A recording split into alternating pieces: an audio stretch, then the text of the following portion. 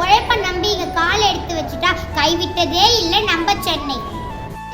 கோயம்பேடு, மீன் கறிக்கு காசிமேடு, படத்துக்கு கோடம்பாக்கம், ஃப்ளைட்டுக்கு மீனம்பாக்கம், சிக்ஸருக்கு சேப்பாக்கம், டக்கருக்கு பட்டினம்பாக்கம். போர் அடிச்சா மெரினா பீச், கார் எடுத்தா ஸ்ரீபெரும்புத்தூர், பண்பாடுக்கு மகாபலிபுரம், படிப்புக்கு மெட்ராஸ் யூனிவர்சிட்டி, நடிப்புக்கு கோல்கூர், ட்ரெயின்னா சென்ட்ரல் எக்மோர், புக்குக்குன்னா கனிமேரா, ஆன்மீகம்னா சவுத்தில் கபாலீஸ்வரர் கோயில், நார்த்தில் பார்த்தசாரதி கோயில், அல்லாக்கு ட்ரிபிள்கேன் மசூதி, ஜீசஸ்க்கு சாந்தம் சர்ச்.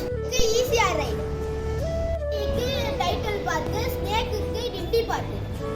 இது எல்லாமே கிடைக்கும். 10 ரூபாய்க்கு வாழலாம், 10 லட்சம் ரூபாய்க்கோ வாழலாம், 1000 ரூபாய்க்கோ வீடு கிடைக்கும், 50,000 ரூபாய்க்கோ வீடு கிடைக்கும். வாழ நினைத்தால் வாழலாம். பாட்டுக்கேற்ற சரியான இடம் நம்ம சென்னை தாண்டா.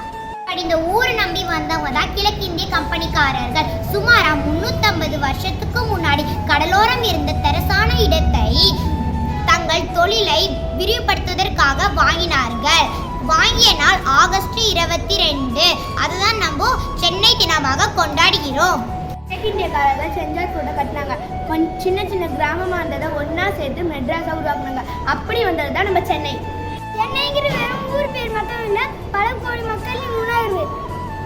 நான் போர் அடிக்கும் தப்பா சொன்னேன், ஆனால் எனக்கு இந்த ஊர் பிடிக்கும்பா.